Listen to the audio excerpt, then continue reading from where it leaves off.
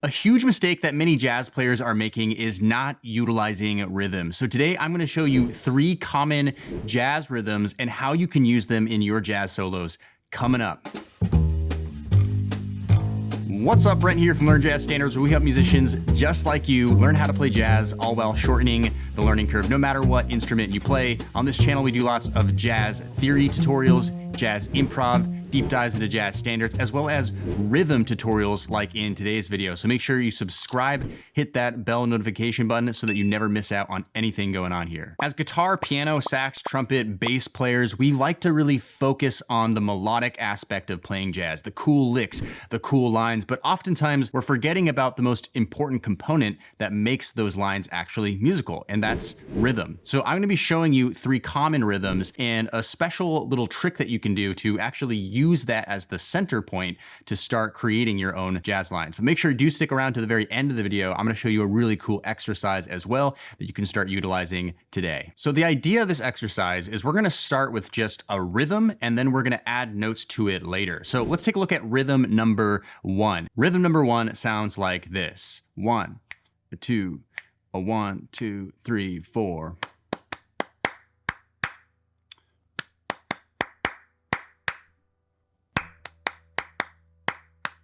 And the important aspect of this particular rhythm for me is this anticipation on the and of 4 going into the next bar. Now, this happens all the time in jazz, these anticipations on the and of 4. So getting used to these kinds of rhythms is really important. So now that we've figured out what this rhythm is, let's go ahead and add some notes to it. This one will sound familiar to you. This is over a C major 7th chord, and it sounds like this.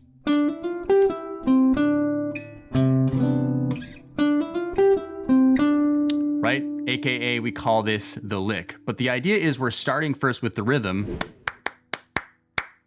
and then adding notes to it later. You can compose your own, or you could even take a common lick such as the lick and apply it there. Now let's take a look at rhythm number 2. 1, 2, 1, 2, 3, 4.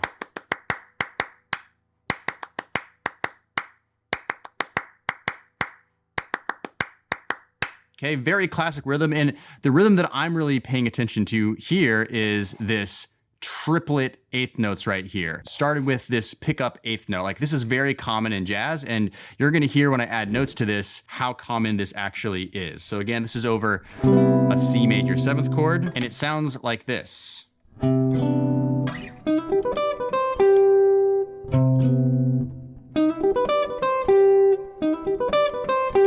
Right? This is like a classic Charlie Parker bebop line that you'll hear all the time with that triplet rhythm in there. And again, you can take that lick that I just showed you, or you can take that rhythm and then add your own lick that you compose on top of it. Now let's take a look at rhythm number 3. 1, 2, 1, 2, 3, 4.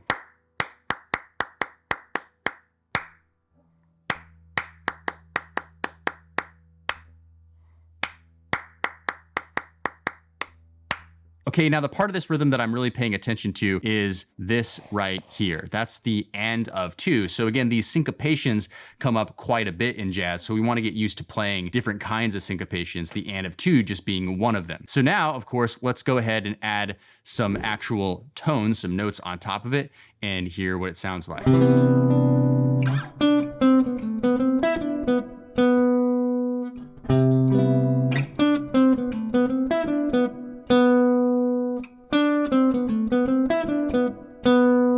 Right? Even just a simple little lick line like that has a lot of interest in it when we really start focusing on the rhythm first. Now, a really cool exercise I want you to check out is this exercise where we do what we call rhythmic motifs. Now, what is a motif? A motif is a simple idea that you repeat over and over again. And in the context of a solo, you would generally develop that motif so that it becomes even more interesting as it goes along, tells a story. But a motif is just a simple idea. And oftentimes when we talk about motifs, we talk about melodic ideas. But what I want to focus on is rhythmic ideas. So take a look at this Someday My Prince Will Come rhythmic motif exercise. So if we take a good look at it, we start with this one rhythmic idea, which is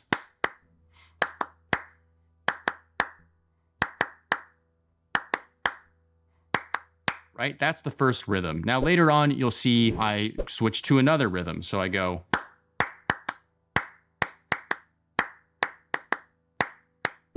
And then later on, you'll hear me go.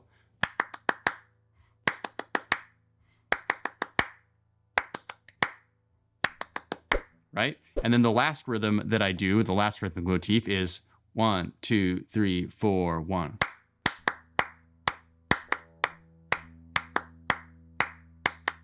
Right? So I'm doing this exercise, so I'm taking these rhythmic motifs, I'm planning them out over top of the form of this jazz standard, Someday My Prince Will Come, with my intention being that I'm gonna go ahead later and add actual notes to them. But the great beauty of this is that because I'm forcing myself to be constrained to these rhythmic motifs, I'm gonna be making very deliberate choices for how to actually spell out the chords and create actual melodic interest. So by starting with these rhythms, we can actually create really interesting solos. So I'll show you just the very first 8 bars of this rhythmic motif, adding notes on top of it, and this is what it sounds like.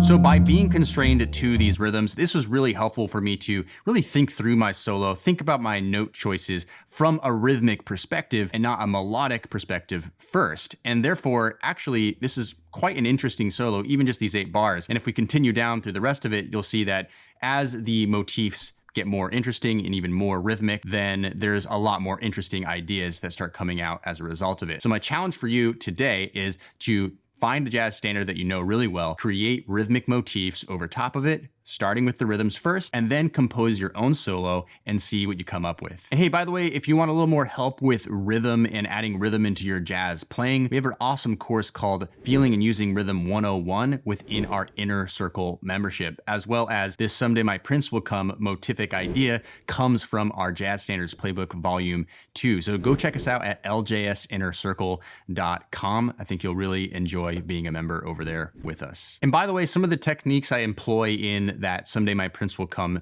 etude actually use some bebop language and ideas with enclosures and approach tones. So if you're interested in learning more about that, do check out this video on the screen right now. It's about how to play instant bebop. I'm sure you'll also enjoy that as well. Make sure you like this video if you got value, subscribe, and we'll see you in the next video.